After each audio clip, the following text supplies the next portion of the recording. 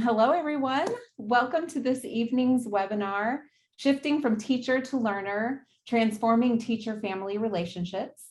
I am Amy Schmidtke, Director of Professional Learning at the Buffett Early Childhood Institute, and I have the honor of being your host this evening. This is the second webinar in our Spring PD for All series focused on the topic, bringing children's background to the foreground in their learning.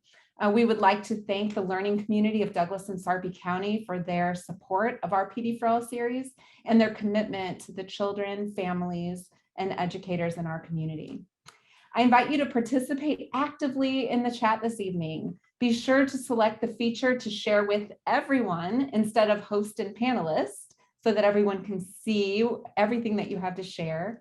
A webinar experience is so much more engaging when you are able to share your ideas and learn from the ideas of other participants. So to get this started, please introduce yourself by sharing your role and what you're interested in learning this evening. So throughout the webinar, please continue to share insights, questions, connections. We will be keeping track of your questions throughout the webinar here behind the scenes. And at the end of the presentations, we will have a discussion with these expert presenters focused on your questions. Another way you can engage this evening is to follow us on Twitter to access live tweets and participate in the conversation using the hashtag PD4All or @BuffettECI. This evening, we will build on the learning from webinar 1, focused on how to tap into children's funds of knowledge. The theme of this evening's discussion is centered on honoring the valuable role families play in children's learning and development and how educators can connect children's home experiences to their classroom learning. We will investigate research-based strategies to build deep, authentic partnerships with families to inform instructional decision-making. So it is my pleasure. I'm thrilled to introduce you to two incredible early childhood professionals that we have the privilege of having here in our Omaha community. First up to talk with you this evening is Dr. Ann Karabon, an early childhood professor from the University of Nebraska at Omaha, whose practice and scholarly work is really rooted in a funds of knowledge approach. And second, we will hear from Portia Kennel from the Early Childhood Fund, a truly pioneering leader in the early childhood field. So with that, I'm going to stop sharing my screen and turn you over to Dr. Karabon. As I unmute, well, good evening, everyone.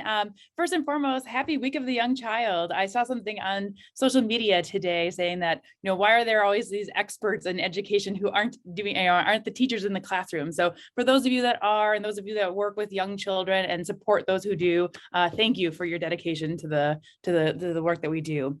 As Amy said, my name is Ann Karabon. I am a professor over at the University of Nebraska at Omaha, and it is my pleasure to be here this evening. So tonight we're going to build on what was discussed and what happened in webinar 1. For those of you that participated, Peggy and Carla provided an overview and background of funds of knowledge, as well as benefits and strategies for incorporating funds of knowledge into your practice. So this evening, we're just going to go a little bit further. We're going to emphasize the importance and value of possessing an asset-based perspective of all children and families. I will explain how ethnographic home visits are a powerful tool to transform your relationships, teaching, and your overall dispositions, like how you feel and how you carry yourself, to overcome some of the underlying or unconscious barriers that hold us back from being successful with connecting with families. So let's go. I like starting with this quote. This is from Lisa Delpit, those of you who know her work. I think it really speaks to why home visits are important, and I'll allow you a few seconds to read this as I talk a little bit over it. So before we get into this transformation process of teacher-family relationships, I'd like to spend some time sharing with you all how I think about teachers' roles, traditional perceptions of children and their families, and what it means to learn from them. So here we have a child. Teachers know children as students. They recognize on some level that developing a relationship with a child's family is an important part of a child's education. However, teachers often have a surface level amount of information or knowledge about the child's family. And I mean, that makes sense if you start to think about it, because most teachers or educators only see children in the context of schooling or what families choose to share in that context. So, I mean, consider some of the most of your interactions with families. They happen typically during pickup and drop off times, maybe field trips, family events, and perhaps family teacher conferences. An inquisitive teacher can, might learn a small slice of a child's life through, maybe an activity that the child does at home or something that the child is interested. But as you know, the child is into so many different activities, routines, and experiences outside of school. And all of those things build rich knowledge and understandings, which is steeped in the family's culture. These bodies of knowledge that you see all around the screen, that's what children are developing, and that's the values that they place within their lives, and how, we're going to explore how teachers can take those valuable resources and connect it with the schooling practices to make that connection, that bridge, a little bit easier for young children to kind of traverse between home and school. So while children might naturally bring these resources into the classroom through things such as like their language or play interactions, I believe, and some of you probably agree, that the teacher's job is to know the whole child, which means knowing children in multiple contexts. So we have the funds of knowledge approach. Peggy and Carla did a great job of describing this in webinar number 1. But to review for those of you who perhaps didn't attend, or just to give you a refresher, the original funds of knowledge study was developed to provide a framework for teachers in Arizona to reframe some of their deficit views of ethnic minority children. And to help give you a bit more context, the original research project, which started in 1991, brought together teacher educators, so scholars who were doing research with teacher educators, as well as anthropologists. And if you know about anthropology, it's truly the study of cultures and social behaviors. And so when we start to talk about something called ethnographic home visits, that term ethnography means studying within an authentic context. So studying and observing people, cultures happening. So the goal for their research project was for teachers to take up ethnographic methods, so that anthropological side, through home visits and family interviews to learn from families. Teachers posed different questions to initially build mutual trust, or what they call confianza, and a relationship with the family. And once that trust was established, teachers were able to explore the families, what you can see here in pink, historically accumulated bodies of knowledge and skills essential for household functioning and well-being. So getting really into that day-to-day, what's happening within the household, what are those expertise and resources that the teachers could potentially draw on for the classroom. And so what teachers did is they used this gained information to reshape classroom learning experiences to build on children's diverse ways and cultural ways of knowing. So for instance, one of my favorite sort of narratives that came out of that original study was that there was a child who was going between Mexico and the United States and purchasing candy in one location and bringing it to the other, and was truly learning how to work with money and how to sell things, and which was a really high skill, but perhaps wasn't thriving in mathematics within the schooling context. So how can we draw on what children are doing outside of school to incorporate or inform our pedagogy and our curricular decisions? So this evening, my question to you is, so how do we genuinely and authentically understand the social and cultural context children exist within? What it means is that we have to rethink some of the historical or the common approaches to family-school partnerships. So here's what I want you all to do. You're going to go to something called Poll Everywhere. You can go on your device. It says pollev.com, and you can enter my name in the code 351. If you would like to use a device, you certainly can do the same thing. You just text 37607, and you text this. Oops, my bad. And you text again my name in 351. And I'm going to stop sharing so I can pull up the poll, but it's going to populate something for you all. Let me go one more time just to give you the directions. And actually what I'm going to do is I'm going to type it in the chat just so that you have it there. 351, and that's pollev.com, or you can enter it into, you can text 37607. So let me go to the Poll Everywhere website and show you all what is coming up? What I want you to do when you either have the, once you have the access code entered or you're on poll.com, polleverywhere.com, is I want you to reflect on your interactions with families, both the personal and the professional experiences, maybe some of your higher education preparation, maybe a professional development session, or maybe even a conference session that you've participated in. When you hear the phrase family involvement, what is the first thing that comes into your brain? Good, bad, or ugly, be honest. What is the first thing you think of when you hear family involvement? And I'll give it a second to populate. Things should come up on the screen as you think through what does family involvement mean to you when you hear that phrasing? A one-word answer, maybe a two-word phrase. And I think there might be some technical difficulties. I'm having a hard time logging in. Oh, that's such a bummer. Okay, so what we'll do is, how about we enter it into the chat function? Sometimes our technology is not as swift and amazing as we want it to be. So in the chat feature, again, please enter a word or a short phrase of when you think of family engagement, what do you think of? Or what first comes to your mind? And I'll pull up the chat so I can see what folks are entering. I see Colleen entered partnership. The word empathy, communication from Jennifer, yes.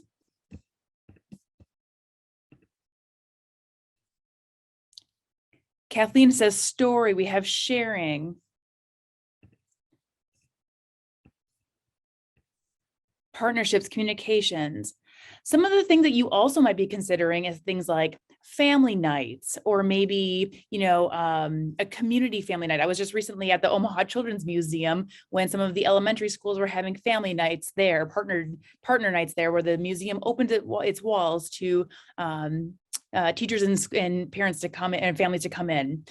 The trouble with some of these traditional approaches is that they tend to occur in that formal educational space, childcare center, school, and we tend to share educational experiences. So we're sharing information about the child, perhaps if it's before school begins, it's that transition to school.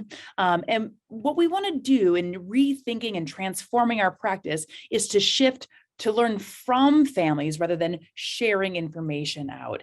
So those of you who are commenting on collaboration and having those deep relationships with families, that's so important to learn from them.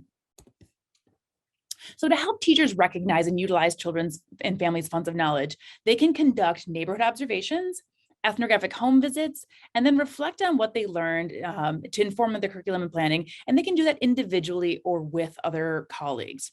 So you can start by visiting communities where children in your care live. The word of caution I'd give here is to do so with an eye for learning and not for judging. For instance, there was a woman in California named Sarah Sugarman who wrote a piece about how when she walked the neighborhood around the school that she worked in, she often saw, decorations from a holiday left up at a home and really didn't understand why the families didn't take it down because it was past the time to do that. And yet when she walked with some of the children in her classroom, they would explain, so this is the family, this is so-and-so's family. They love scary movies and all the scary things. And that's why their Halloween decorations were up. So that idea of kind of slowing down or quieting that judging voice to have an eye for learning is really important. Same thing for ethnographic home visits. You want to begin by developing some questions focused on family life, including information about household members, occupations, kinship, location of birth, and some of those daily practices that we talked about. And then lastly, you can write or orally reflect on your experiences, either individually or with a colleague. And there will be shortly here a list of some of the questions you could ask. So, I don't expect all of you to run out and come up with all these questions on your own. So I'll help provide you some of that guidance with how to ask really good open-ended questions. So going further into ethnographic home visits, the key thing that you need to take away is that we really want to approach families as if they are experts in their own lives, because they are. You want to give yourself over to learning through listening and careful documentation, and knowing that, that documentation, that if you're writing during a home visit, it may become a little bit too formal and less of that learning from families. But perhaps after you leave that home visit or that home visitation moment, maybe you can document, or even you can record yourself. There's enough, innovative technologies that you can record some of the things that you heard and experienced, both anecdotally, so like the facts that you heard or the information, as well as some of your feelings about it as well. Again, it's very similar to those neighborhood observations. You want to use careful observation without judgment when you enter the home. We need to recognize that all families have resources that are valuable. And with that, understanding your own cultural practices may differ from the children and the families that you work with. So for instance, when I was in Milwaukee and conducted some of these ethnographic home visits, I had to really work through at the beginning of my family growing up sat down at a table to have meals. And that was considered our common daily practice. However, when I went into many of the homes of the children that I worked with, their families ate either in front of a television, or people came inside, came home at different times of the day due to extracurricular activities, different job schedules, and really rethinking, like, what does it mean to have a meal together, and what does that actually qualify as? So understanding your own cultural practices and recognizing that it may be unfamiliar or different is really an asset, that we can really learn that there's no one right way to do everything, that every cultural practice is of value. And so lastly, you can see here this idea of interviewing the child and the family within their context. That shares that power with the family to say, we value the space that you're living in. So I'm going to hope that this technology works this time. There is a QR code on the screen. You can certainly turn on your camera on a device and hold it up to that QR code, and it will pull up a website for you. I will also drop that in the chat, because certainly sometimes that is just a snag easier for everyone. There's that link for you. And I'm going to show you what that looks like on the internet when you have access to it. So here are just a list of some of the questions that I and some of my colleagues have come up with that may be helpful to you. As you can see on this list of questions, you certainly have access to this at any time. You can see here that it's really general questions, and not necessarily for all of those who maybe grew up in the United States or were born here. So trying to really learn about the families. You can see some of the questions about daily life. By far, one of my favorite questions is, what does your family like to do on the weekends, or what does your child enjoy doing? Because that way we have a really amazing way of tapping into what are they doing on that daily basis. You can see some questions about child's interests and what they're interested in, and recognizing that sometimes what one child is interested in, a sibling may have a different interest. So for those of you who work with families and have had an older sibling and a younger sibling, their funds of knowledge tends to be maybe just a snag different from each other because of those interests and those different expertise. And always you want to end with something very open-ended with, like, what questions do you have for me for the family? Allow them to participate in asking you questions as well, and be open to answering them as honestly as you feel comfortable.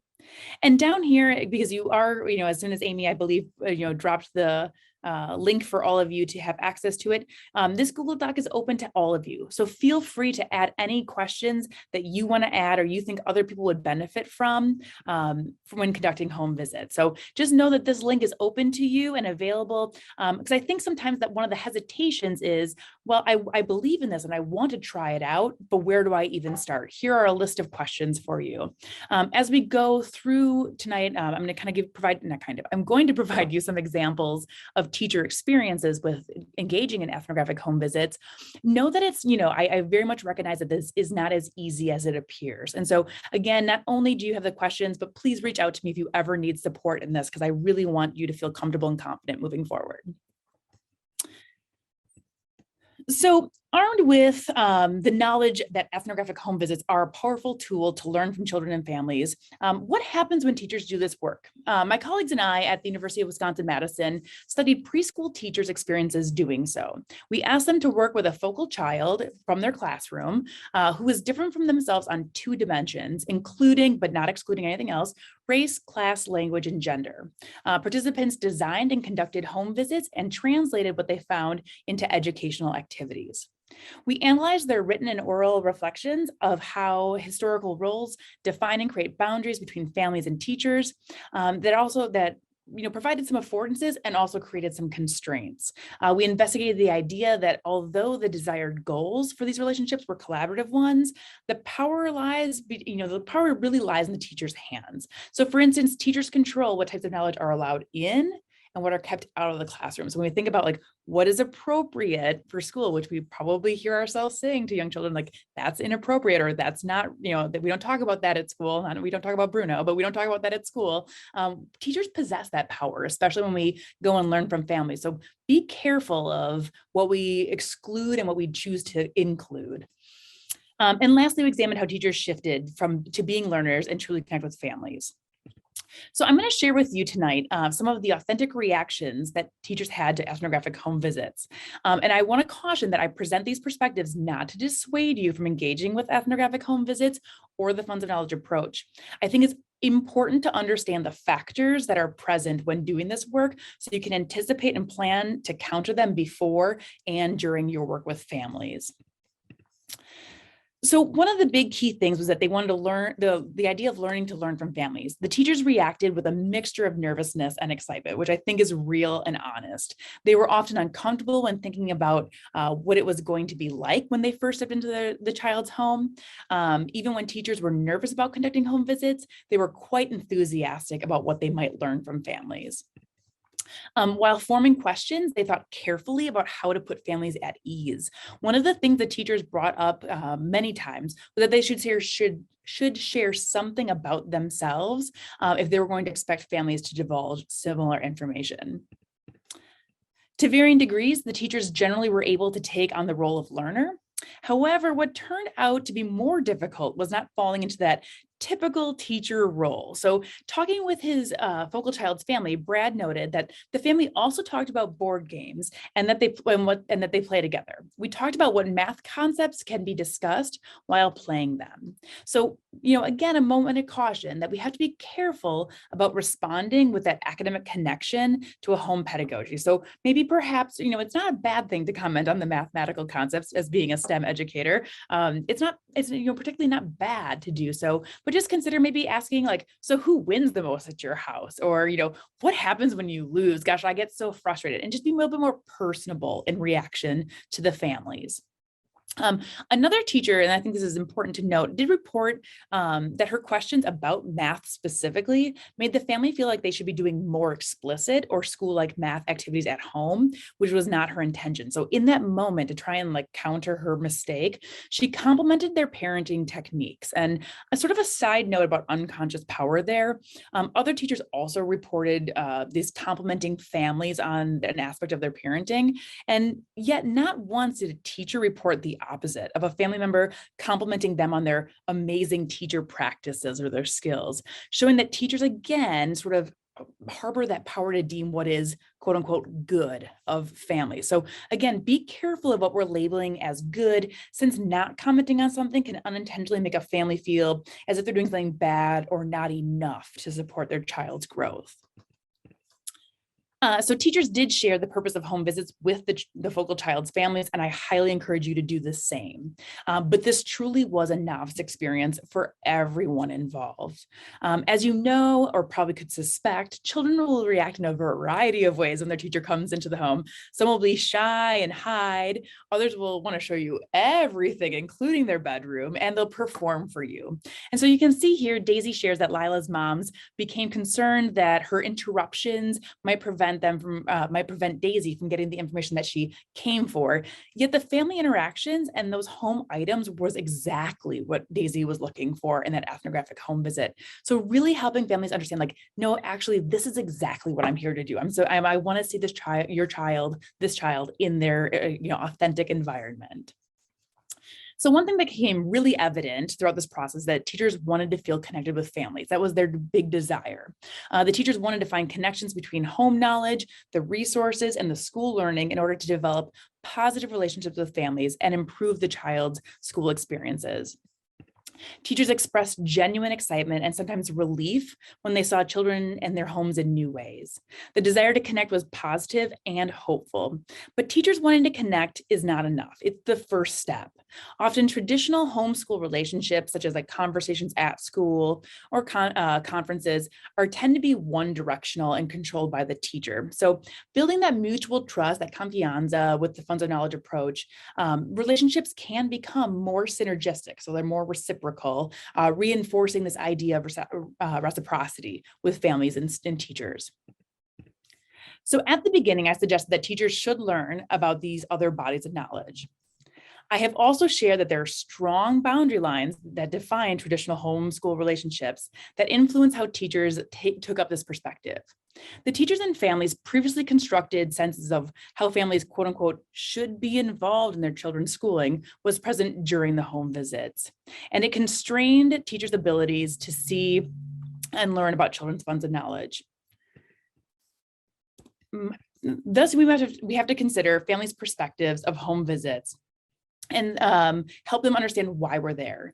We want to help them know how we will help. We have to consider how we will help families understand the process and make it comfortable for them to share. How do we build that mutual trust with families to really foster new kinds of relationships to emerge? And with that, as you can see on the screen, it's also important to note that these boundary lines can prevent teachers from seeing some of the funds of knowledge that aren't easy to make space for in the classroom, such as perhaps a family member who is ill, maybe popular culture, maybe gaming and technology that doesn't, often fit into our curriculum. Lou Zippin, who is a scholar who writes about funds of knowledge, refers to these as dark funds of knowledge. So going forward, really consider how we can go beyond the nice or typical or easy things that we observe at home or learn from the families, and really look at all of the different resources that they possess. I was talking earlier that Joan Allman presented at the Celebrating Young Children conference a few years ago here in Omaha, and talked about funeral play and how the children came to, were reenacting what they saw. And as we know the dramatic play area to be, this is quite common for children to do this, right? They will show us what their personal experiences are through their play. So maybe, embrace this notion of what do we think as typically appropriate or inappropriate, and how can we really reframe that as teachers? So lastly, and to finish, there are dynamic and unspoken rules that exist in relationships between teachers and families and what shape those boundary lines. So as you start to shift your thinking and attempt to learn about home pedagogies, you are really disrupting the socially agreed upon rules. And that's not easy to do because we have families and we have you to work through that together. These ethnographic home visits can be part of forming new boundary lines, relearning what family involvement really means. So I challenge you to ask yourself, where are the spaces for you to make change to learn more about families and children? Remember, this work is not easy. You will need to embrace being comfortable with being uncomfortable. I'll say it again. You need to embrace being comfortable with being uncomfortable. You will experience moments of gatekeeping and bridge building as you determine how to direct that home visit conversation, what and how much information about yourself you want to share, and how to get personal questions about families across to them. So again, I have you ask yourself, what makes me feel uneasy about conducting ethnographic home visits or the funds of knowledge approach? What can I do preemptively to prepare for these uncomfortable moments? Families are also significantly influenced by these existing power struggles, whether they recognize them or not, which can make them hesitant. So some families also have previous experiences with home visiting and may be resistant to ethnographic home visits. We need to be respectful of people's prior experiences. So again, ask yourself, how can I help families feel more comfortable in this process? So to transform traditional family-teacher relationships, be transparent with families of why learning from them is so important for their children's learning. Rely on your colleagues and administration for support through your process. And lastly, and very importantly, be humble about the experience and know that, like any shift in teaching practice, it will take time to feel like an expert. And so with that, I'm going to turn it over to Ms. Portia, who will share about the value of relationships with families and the outcomes of building strong partnerships. Thank you so much, Anne. We're so excited to have Portia join and really appreciate everything you just shared about home visits. I really appreciated also you sharing that it was important to share with the families why. Why are we doing the home visits? Why is it so important that we connect in support of children's learning? So that is really, really helpful. And I'm so excited to bring Portia on here for this webinar. I must tell you that I'm a little starstruck by Portia. I learned a lot about her work when I was first learning in the early childhood field, and that she is now here in the Omaha area to share her wisdom and her professionalism with us is really, truly a blessing. So thank you for being here, Portia, and I'll turn it over to you. Thank you for inviting me. Hello out there in virtual world. Hello, it's Wednesday. I can't see you, but I feel you. Thanks so much for the opportunity to speak about my experiences.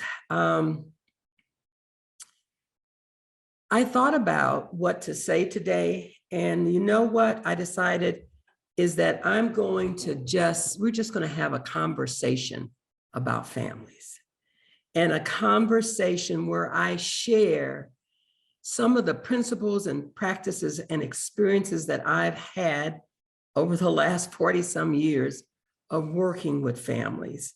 And my experience are not the only way, but I think what you're going to find is that they reinforce everything that Anne has shown you and shared with you today.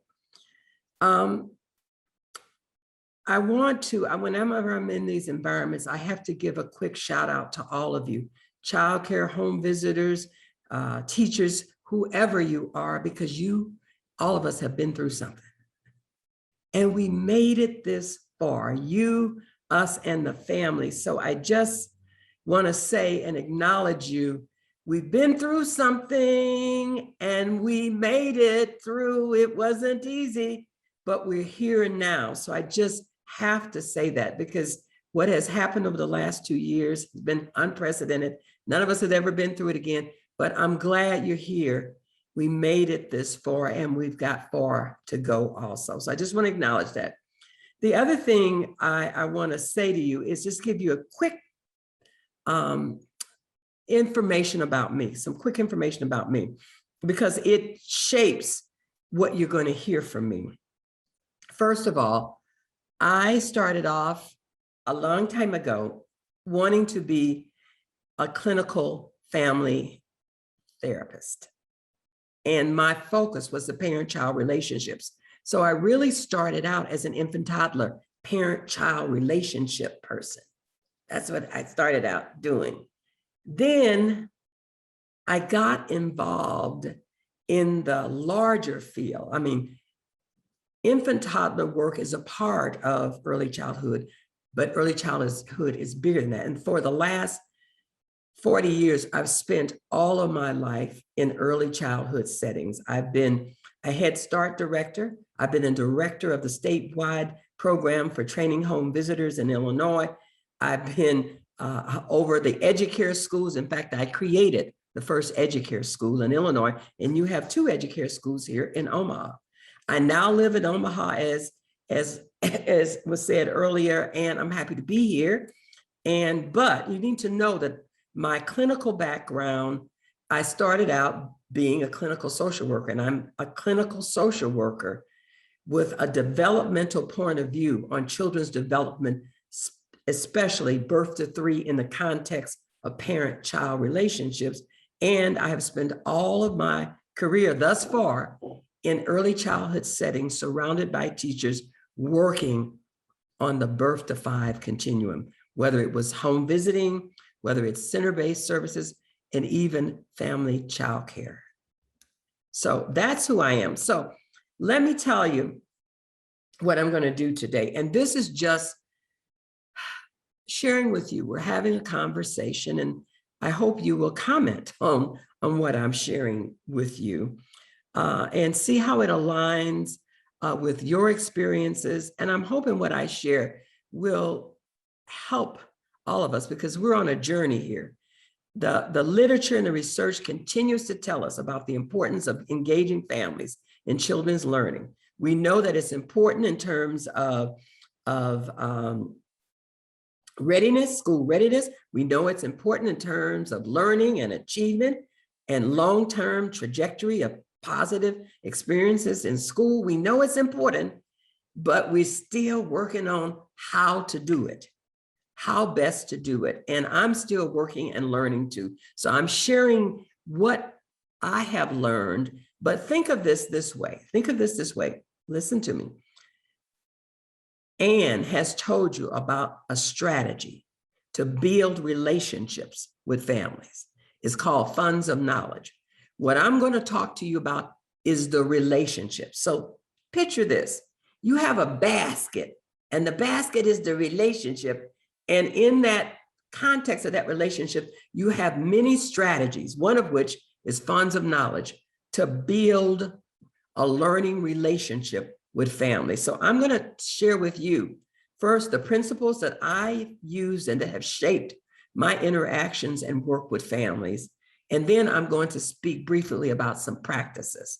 There are lots of practices. Fund of knowledge is a practice and a strategy, and then there's some other ways also. But the bottom line is I didn't call it a partnership.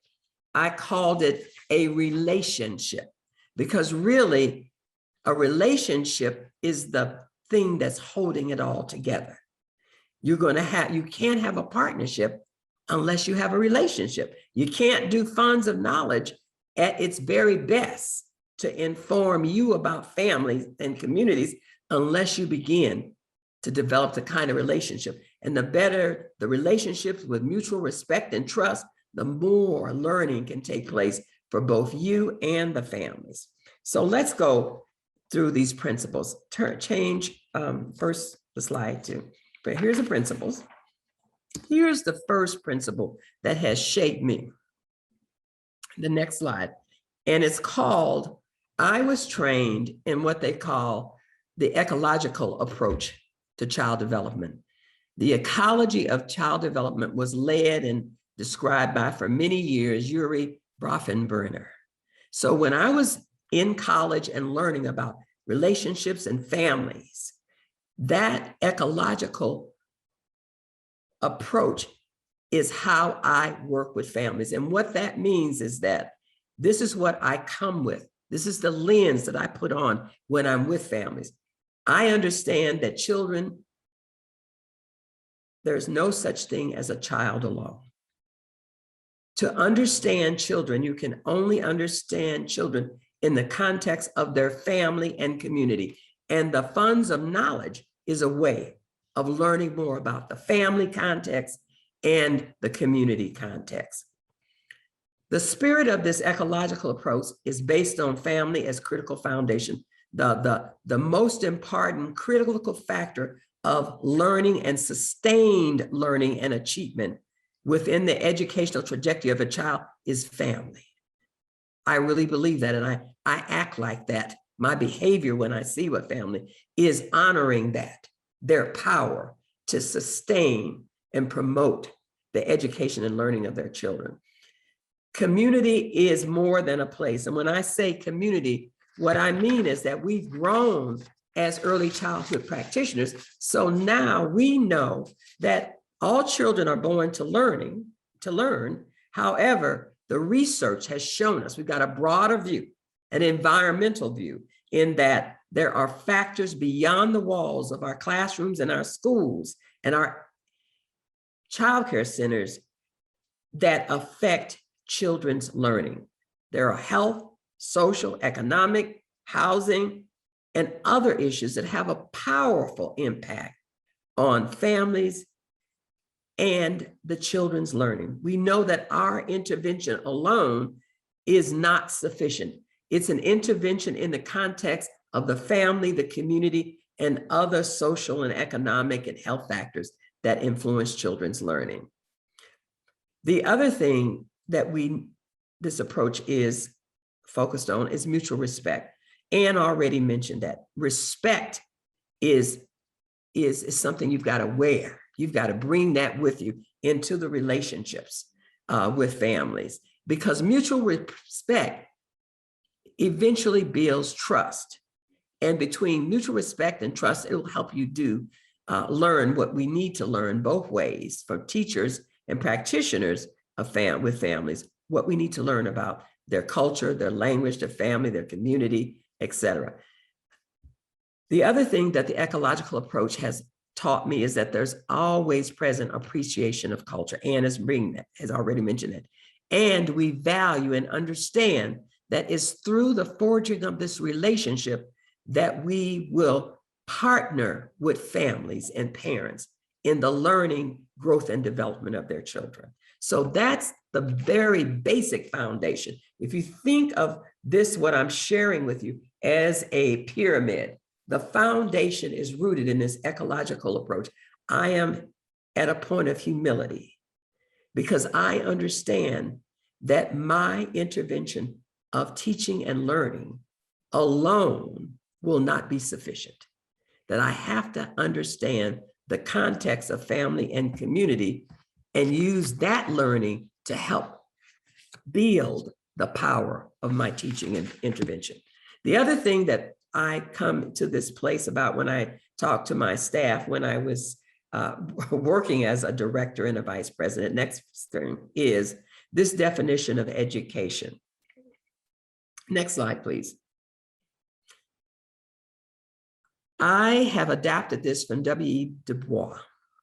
When I was the vice president of programs in Chicago and a Head Start director, home visiting director too, I shared this with my staff because what we need to know is that a system of education is not just one thing, nor does it have a single definite object, nor is it a mere matter of schools. Education is the whole system of human training and learning within and without the schoolhouse walls, which molds and shapes children. Now, the adaptation I made is that W. Du Bois said mold and shapes men. I changed it and said molds and shapes children. And that reinforces what Anne is telling you about funds of knowledge. We have to know the context. Next slide. This is the foundation of my learning. Here are my other principles and what I worked with my staff to help us learn together is that we have to go into these relationships building with parents, knowing that all learning takes place in the context of relationships. And the quality of that relationship we have and develop and build with the family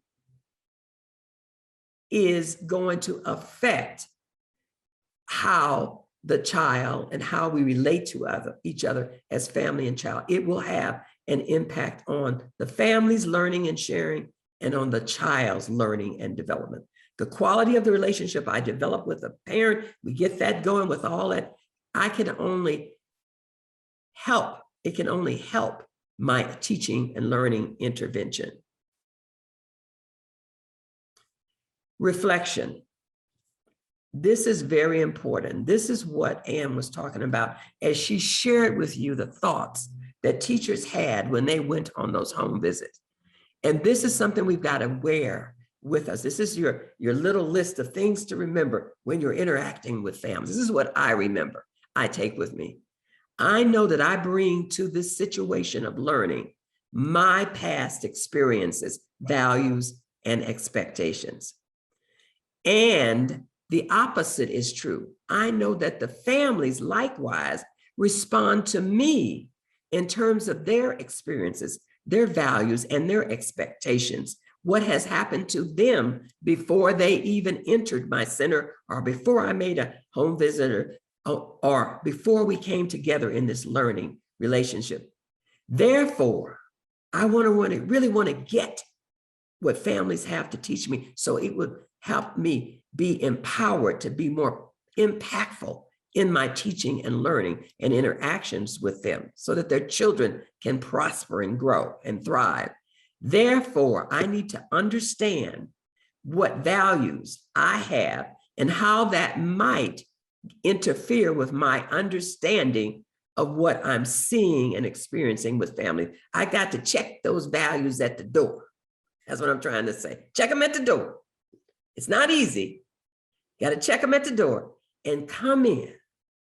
Practice reflecting on your values, letting them go, and begin to be an explorer, a learner of what are the values and expectations of families in this learning relationship that you're building. The other final thing is sensitivity to context. What I simply mean by this, and these are issues that I learned as a clinical social worker working in early childhood centers and home visiting and all of that, is that children and families have to be understood in the context of their families and communities. Children have to be understood. And that's why this funds of knowledge is so important, because it will give power and meaning, and it will bridge the connection between home and school as you learn about the context of the family's values, expectations, experiences, and the context of the community where families live. And out of that relationship building process, if we follow all those little checks, I'm reflecting on myself. I know that I bring values, but I'm going to be open to understand and discover the expectations and values of the children and families in the context of the communities that they live in. And I'm going to do that in a mutual, respectful way. Next slide. I'm just going to put this out there for you. I think all of you have this, I know they put all the resources together for you, so I'm running through this quickly, but you can look at it later and reflect upon it in your work, no matter what your setting is. If you're a home visitor, a friend and family, neighbor, childcare, family childcare, I want you to reflect on this. This is the evolving family engagement definition that I'm at right now. I change it every time I learn something from families. But what I want you to pay attention in this right now is family engagement is an ongoing, interactive relationship building process. It's a relationship building process. Think about the relationships that you've had in your life. Think of the qualities of those positive relationships. This is an early care and learning relationship that is bidirectional. You're learning about the context, expectations, and values of families, and they're learning about you and what you are doing as the object and the facilitator of their learning and their children's learning. So this is a shared responsibility between you, the home, the school, and the community. All of that is in there. And the most important thing is the respect for roles, identifying strengths. As Ann has said, we've got to come with a strength base. You can't think of a strength, then we got to hold off on that visit till we can come in with a strength perspective and understand that parents are the sustainers, the most critical factors on children's preparedness, achievement, and long-term positive educational trajectory. They're the sustainers of what they learn. So we need them. We need them so they can make our interventions and teaching and learning practices more powerful. Okay, next. So just keep that for later. So if we have this family engagement relationship with families, that we're in that, these are some of the characteristics that we're going to observe. We're going to move from, because it's a dynamic, interactive process. Every time you have an interaction with the family, you have an opportunity to go deeper, get a deeper understanding. And the deeper that understanding is, and the more they understand and trust what you bring to the table, you're going to move from just doing involvement and engagement to being a real partner in the context of the relationship. But what I want you to remember is not just about partnering and all of that. It's about the real deal is, can we build mutual, respectful relationships with families where there is a shared responsibility with families about their children's learning, growth, and development. Think about that. Just words in there to think about in your mind as you're doing these things and the funds of knowledge that you're gathering from families. It is to make what we do more powerful and sustainable in terms of our teaching and learning practices. Next slide.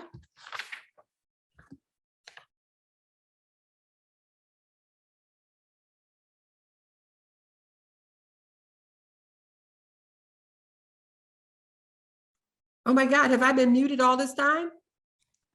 No, just for a second there, Portia. You've Okay, I been was on like, roll. oh my God, don't scare me like that. Okay, I was like, oh no.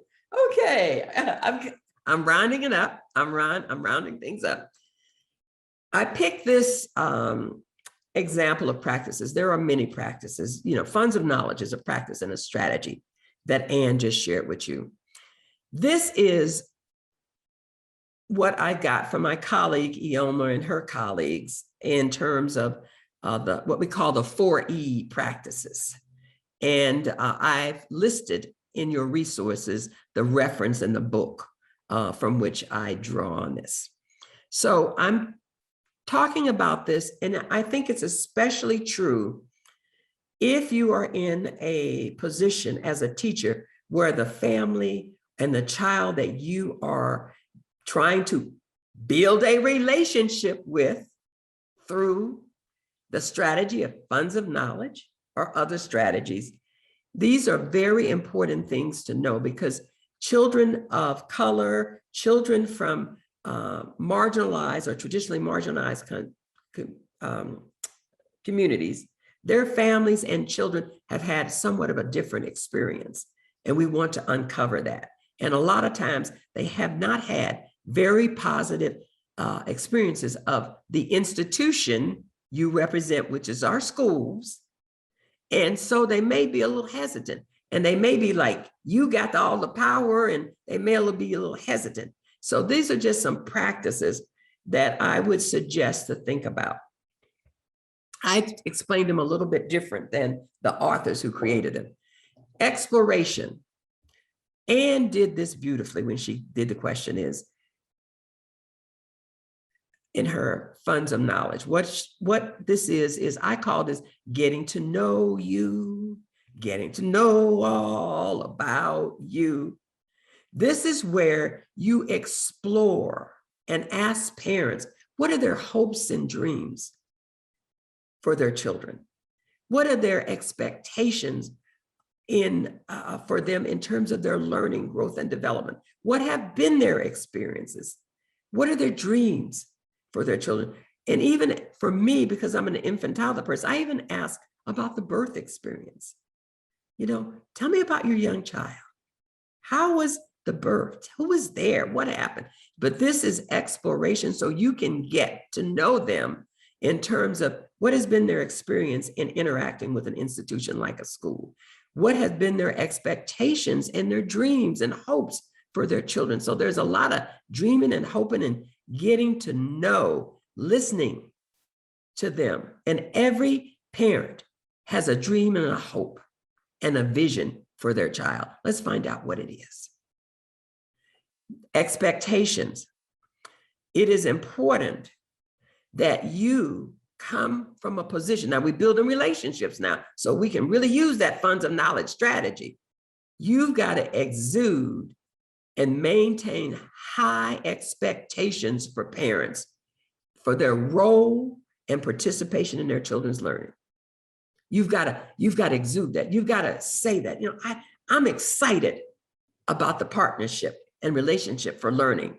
I'm excited to learn about you and Joey, and I'm excited for you to learn about what I want to share in terms of helping your child learn, grow, and develop and be successful. So you've got to do that. It's very important, especially if the families represent a racial and cultural contrast to you, to come in there with high, I'm looking forward to it, what we're going to do together, what we're going to learn to help Joey be successful.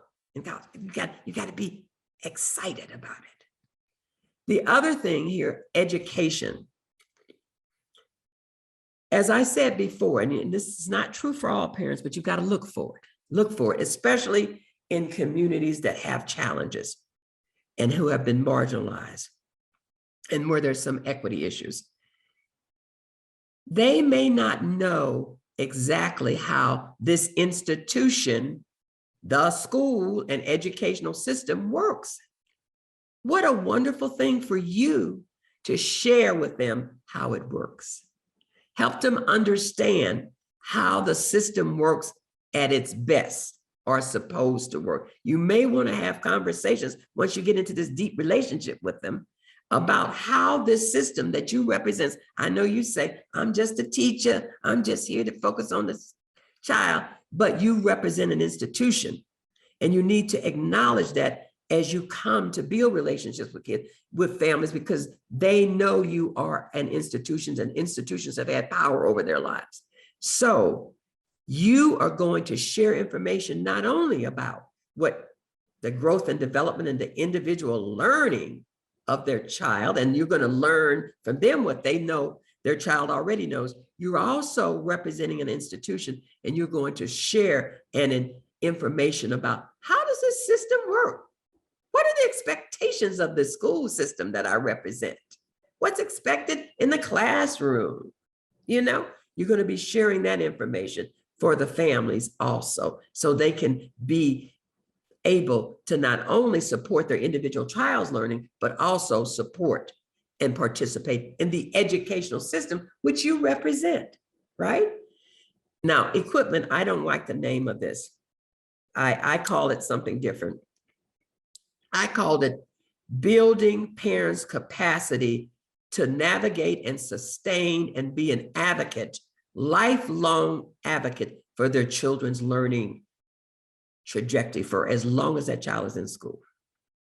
That part of the opportunity of having a relationship with you, a learning relationship with you, is that they're going to learn how to build the capacity of feeling confident that they are really the masters of their child's education. What they do matters for their child's learning. They're going to learn that. They're going to build confidence as a parent, and build confidence and embrace the fact that they're going to have to advocate to be their child's best advocate for the making sure that that child is successful in the educational system beyond the care and education system that you guys are in right now. So that's important. All right. So I know we've got to move. I'm running out of time. So did we move on? Hi, Portia. It's Amy. Yes. Oh, I'm sorry. I know I've been sucked into everything that you've said. So okay. We're running out of time. Can I just say this one thing? That's what I wanted to bring up is your Maya Angelou quit. All right. Okay. So you have the slides. You got 2 more slides, and it's all about transformational change. If we do everything I just said the last 15 minutes, we will transform education. Because parents' voice will be at the center of it. We'll have equal partnership and shared power, and they'll be helping us design powerful teaching and learning practices and interventions. So this is what I want to say to you with this message. I always take the liberty to change people's quotes.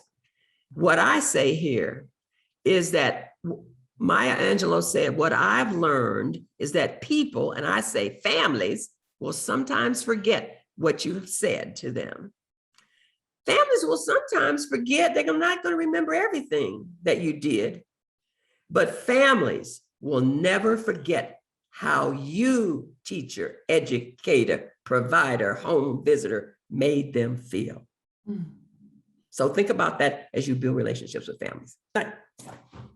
Thank you so much, Portia and Anne. I really enjoyed learning from both of you tonight, and really the importance of families and children's learning, partnerships with families, relationships with families. Really beautiful from both of you. We didn't have any questions in the chat, so we just kept rolling with. Did they even hear me? Oh, they did. You better believe they didn't hear me. They added comments, but we didn't have any questions. So it was just really exciting to hear from both of you tonight. I know I will go back and listen to the recording and continue to learn from everything that you shared. It was really great. And thank you to all of you for coming and sharing this evening with us tonight. Thank you. Thanks, everybody.